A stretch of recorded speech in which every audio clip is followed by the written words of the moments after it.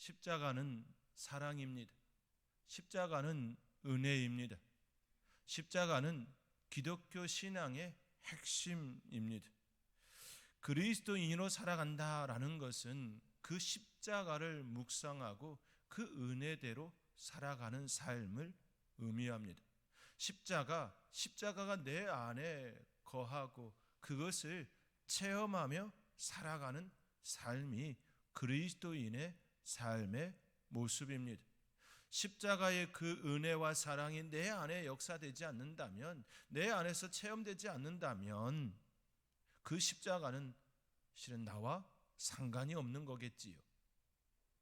송명희 시인이 공평하신 하나님은 이렇게 고백할 수 있는 이유는 그 십자가 사랑과 은혜가 그 안에 체험되어지고 역사되었기 때문이지요. 그리스도인의 삶은 바로 이런 삶이어야 합니다. 십자가가 나와 분리되어진 것이 아니라 십자가의 은혜가 내 안에 역사되어지고 내 삶에 늘 에너지가 되어지고 원동력이 되어지고 삶의 이유가 되는 것, 이것이 그리스도인의 삶의 모습입니다. 그 은혜가 저와 여러분 가운데 풍성하게 더욱 역사되어지기를 주님의 이름으로 축원드립니다. 예수님은 우리의 모든 죄를 사하시기 위해 이 땅에 오셨고 십자가에 못 박혀 죽으셨습니다. 우리는 예수님께서 십자가에 달려 돌아가신 그 1주간을 기억하며 고난주간으로 보내지요. 마태, 마가, 누가, 요한복음 이 사복음서는 예수님의 행적을 담고 있습니다. 그 예수님의 행적 중에 가장 많은 분량을 차지하는 시간은 일주일의 시간입니다. 예루살렘을 입성한 그 시간으로부터 예수님께서 십자가에 돌아가시는 그 시간을 가장 많은 분량을 담았습니다. 그 일주간의 그 시간이 복음서의 3분의 1을 차지할 정도로 기록되었습니다. 그만큼 십자가는 우리의 삶과 예수님의 사역에 있어서 매우 비중이 큰 부분임을 말씀해 주고 있는 것이지요. 오늘은 우리 예수님께서 예루살렘에 입성하신 그 날을 기념하는 종려주일입니다. 많은 무리들이 예수님께서 예루살렘에 입성할 때에 종려나무 가지를 가지고 흔들며 환영하였습니다. 호산나 찬송하리로다, 주의 이름으로 오시는 이여 찬송하리로다 라고 찬양하며 우리 예수님을 맞이하였습니다. 그렇게 시작된 예수님의 일주일의 시간은 매우 숨가쁘게 진행되었습니다. 월요일에는 성전에 오셔서 장사하는 사람을 다 내어 쫓으셨습니다. 성전을 청결케 하셨습니다. 그리고 열매 없는 무화과 나무를 저주하시지요. 예수님께서 월요일에 성전에 오셔서 장사하는 사람을 내어 쫓으신 그 공간은 이방인의 뜰이었습니다. 하나님의 은혜가 선포되어야 될 선교의 장으로 쓰임 받아야 될 그 이방인의 뜰이, 이방인들이 하나님을 알아가야 되는 그 곳이 장사치의 자리가 되어져서 시끌벅적한 그곳을 청결케 하심이었습니다. 예수님의 예루살렘 입성 후에 첫날 하신 그 일이 정결케 하는 그 일이었습니다. 그리고 화요일에는 감람산에서 말세에 일어날 일들에 대하여 설교하셨습니다. 장차 그 말세에 그때에 일어날 그 일들에 대하여 말씀하신 것이지요. 이제 예수님께서 십자가에 죽으시고 그 이후에 그 십자가 은혜를 망각하고 살아가지 아니하도록, 더욱더 십자가를 붙들고 승리할 수 있도록 어렵고 힘들고 고난의 시간이 그들에게 임할 때에 십자가 붙들고 승리하라는 그 은혜의 시간을 가지심이었습니다. 수요일은 하루 종일 묵상하시고 고난을 준비하시며 저녁 때에 장사를 위해 기름 부음을 받았습니다. 자신의 죽음을 위하여서 하루 종일 묵상하시고 고난을 준비하시며 죽음을 위하여 기름 부음을 받았다라는 것은 매우 의미 있는 일인 것이지요. 고난을 온전히 잘 맞이하기 위하여, 그 시간을 감당하기 위하여, 자신의 죽음을 준비하기 위하여 묵상의 자리를 삼으셨다라는 것, 우리는 기억할 필요가 있는 것이지요. 목요일에는 제자들과 함께 마지막으로 식사를 하시며 제자들의 발을 씻기시며 섬김을 가르쳐 주었습니다. 너희도 나와 같이 하라라는 그 말씀 있었습니다. 그리고 그 밤에 겟세마네 동산에서 기도하러 올라가셨습니다. 제자들과 함께 그 시간을 보낸 이후에 겟세마네 동산에서 하나님과의 그 시간을 갖기 위하여 올라가셨습니다. 그리고 금요일에는 새벽 1시까지 겟세마네 동산에서 기도하시다가 가룟 유다가 데려온 병사들에게 붙잡혀 2시에 당시 대제사장인 안나스에게 신문을 받습니다. 그리고 3시에는 가야바 대제사장에게 가서 또 신문을 받고 5시에 공회가 열려서 그에게 죄가 있다고 심판을 내리고 빌라도에게 보내지지요. 빌라도가 일심을 하고 죄가 없어서 그의 온수였던 헤롯에게 보냅니다. 이 사람에게서 죄를 찾지 못했다라고 고백하지 않습니까?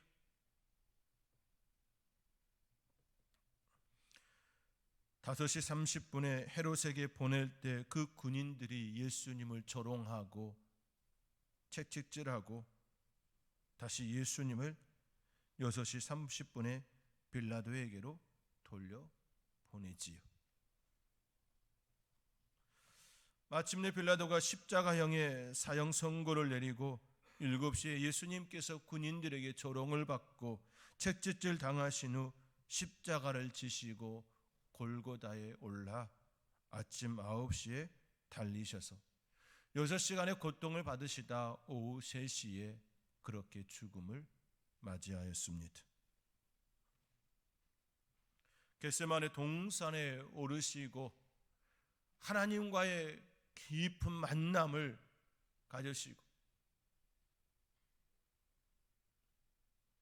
하나님께 간구하였던 우리 예수님, 이 잔을 피하기를 그렇게 원하셨던 예수님이셨지만 그 잔을 그대로 받으셨습니다. 사랑하는 성도 여러분, 이번 한 주간 우리 예수님께서 예루살렘 입성을 하시고 자신의 죽음을 위하여 준비하시고 묵상하시고 가르치시고 그토록 보내셨던 것처럼 이번 한 주간 기도하며 주님과 함께 깨어있는 시간으로 삼으시기 바랍니다. 예수님께서 이 땅에 오시기 700년 전 이사야는 고난의 종으로 오신 예수님, 그 예수님을 말씀으로 만났습니다. 그 예수님이 어떤 분이신지, 왜 그러셔야 했는지 또 말씀으로 남겼습니다. 바로 오늘 본문의 말씀이지요. 오늘 본문 5절의 말씀 우리 함께 읽겠습니다. 그가 찔림은 우리의 허물 때문이요 그가 상함은 우리의 죄악 때문이라. 그가 징계를 받음으로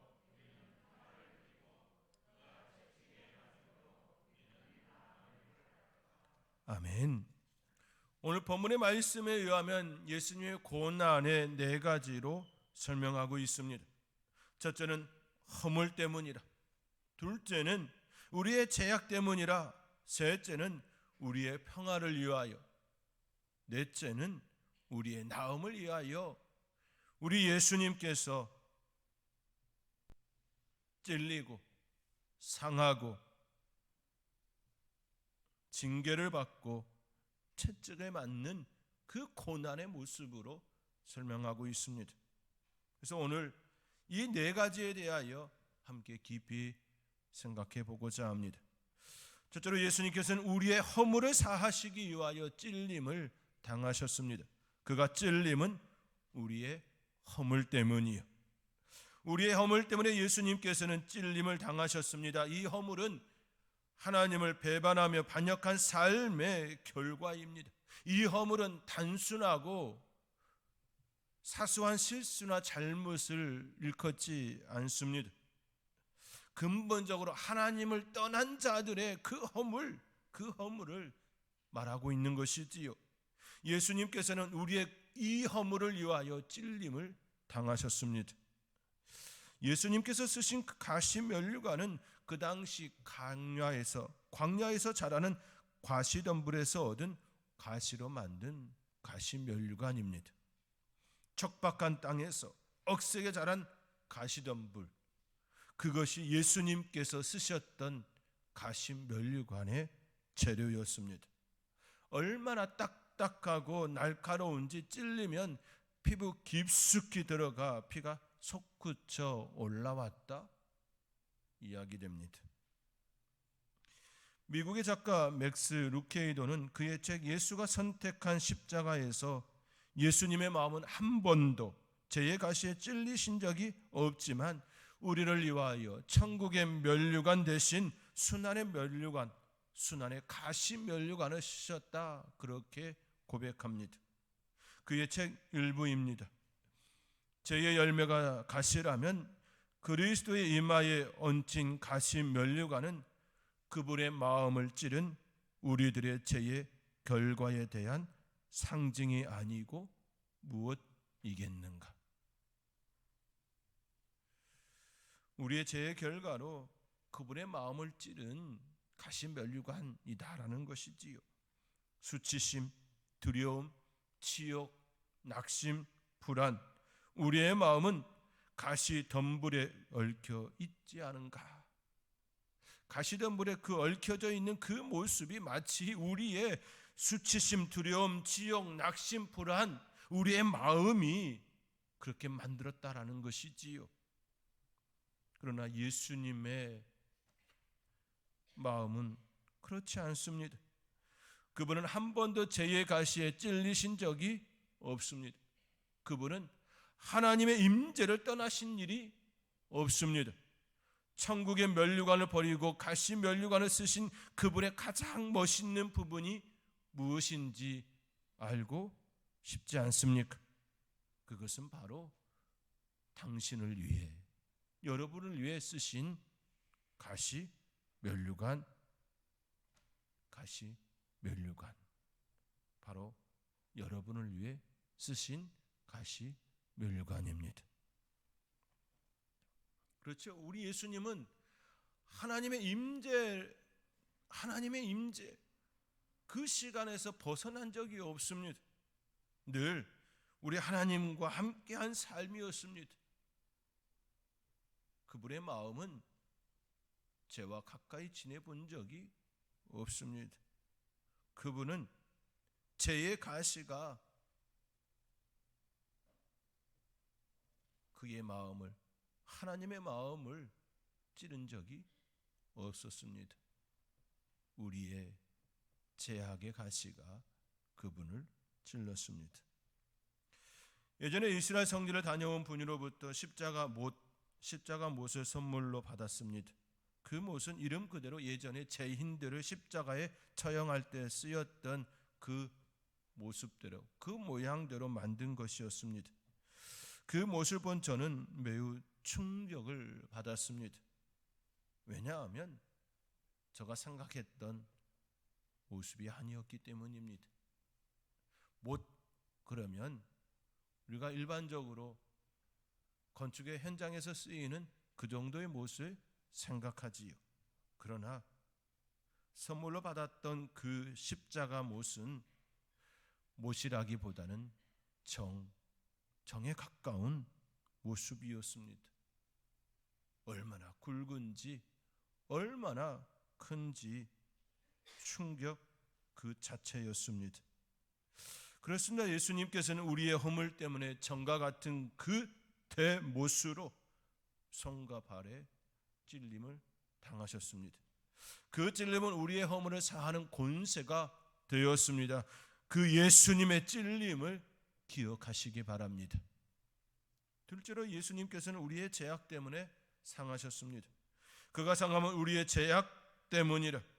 여기서 상하셨다는 표현은 완전히 질밟혀서 뼈가 완전히 으스러진 그 상태를 일컫습니다.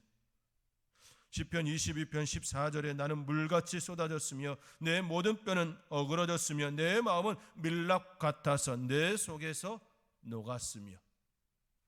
시편 기자는 이처럼 예수님의 상함을 예언하셨습니다. 뼈 마디마디 고통을 느끼지 않은 곳이 없습니다. 얼마나 몸이 아팠는지 마음이 밀랍같이 녹았다 표현합니다. 무엇 때문에? 죄가 없으신 그 예수님께서 상함을 받으셔야 했습니까? 우리의 모든 죄 때문입니다. 이사야 선지자는 우리는 다 양 같아서 그릇 행하여 각기 제 길로 갔거늘 여호와께서는 우리 모두의 죄악을 그에게 담당시키셨도다 증언합니다. 우리는 다 제멋대로 살았습니다.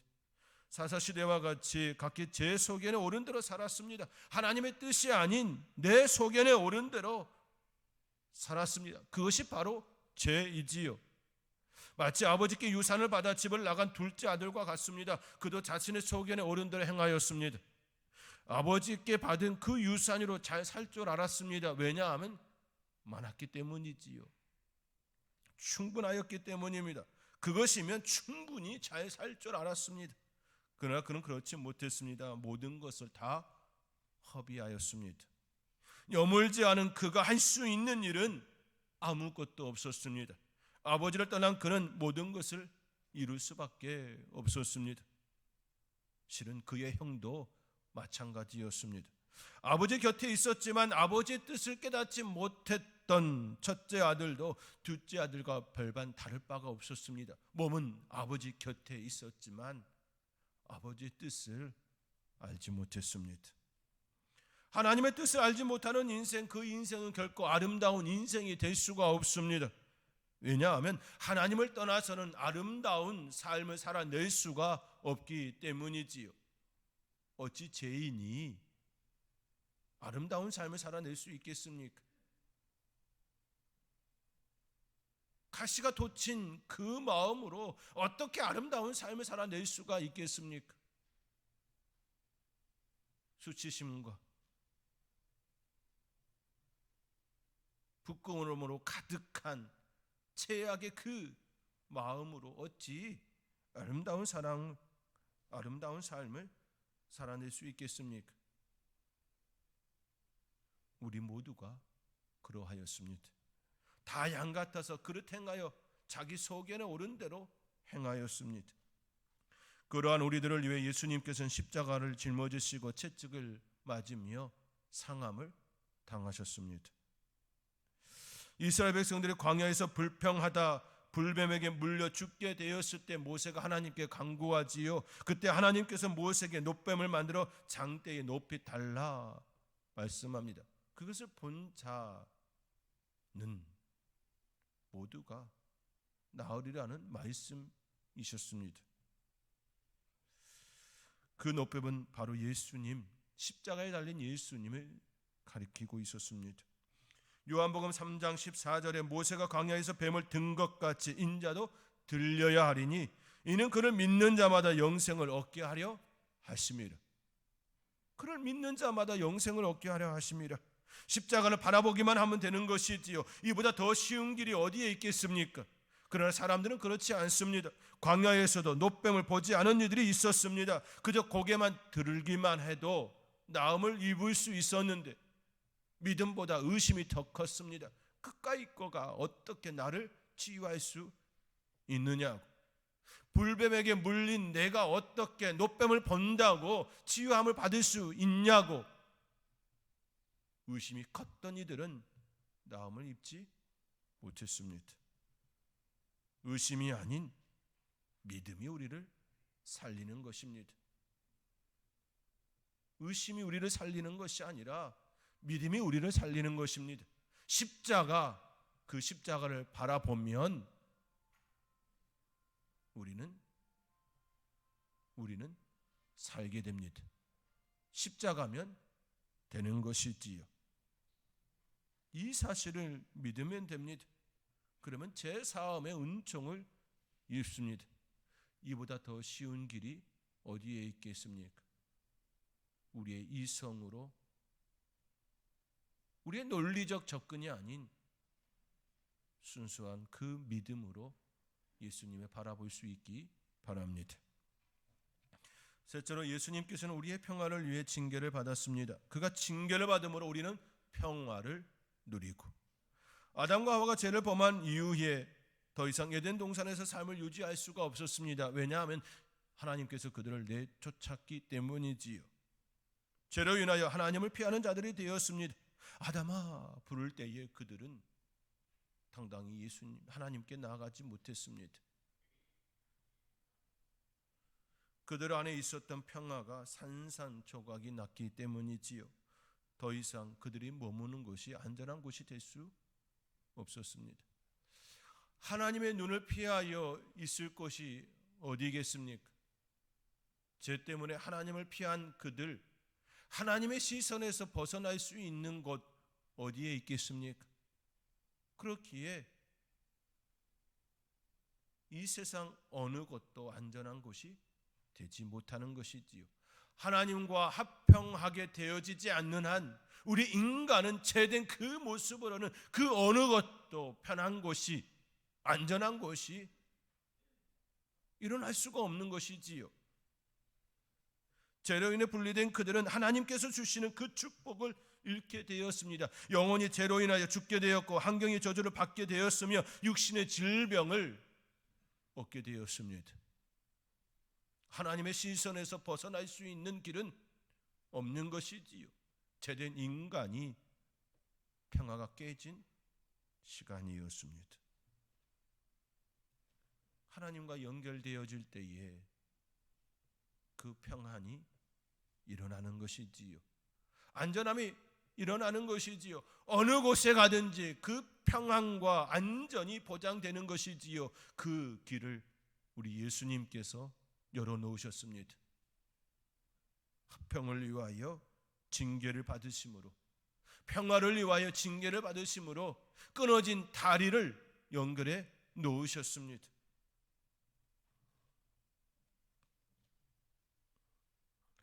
하나님께서는 우리를 위해 예수님을 준비하심이었지요. 구약시대에 제사장들을 통해 그 일을 감당토록 하셨습니다. 그러나 그것은 온전하지 않았지요. 하나님께서는 더 나은 제사를 준비하셨습니다. 친히 우리 예수님께서 대제사장이 되시고 어린 양이 되어 주셔서 하나님께 자신을 드림으로 온전한 제사를 단번에 행하셨습니다. 늘 드려야 하는 제사가 아니라 단번에 온전한 제사를 우리 예수님께서 그렇게 행하셨습니다.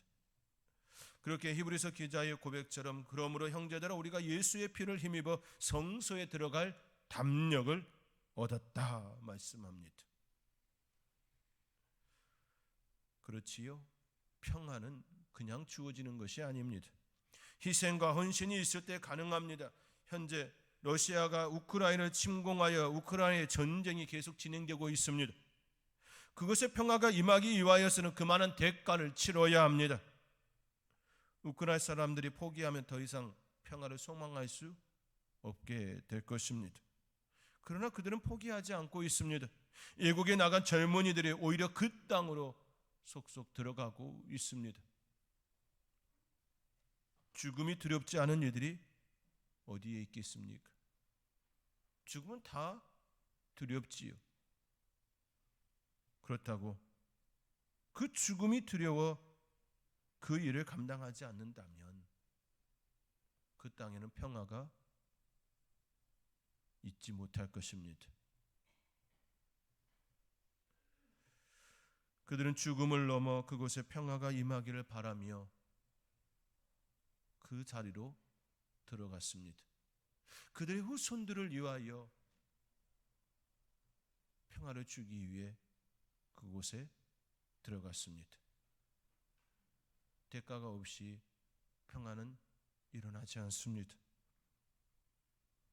우리 예수님께서 우리의 평안을 위하여 그 징계를 받으셨습니다.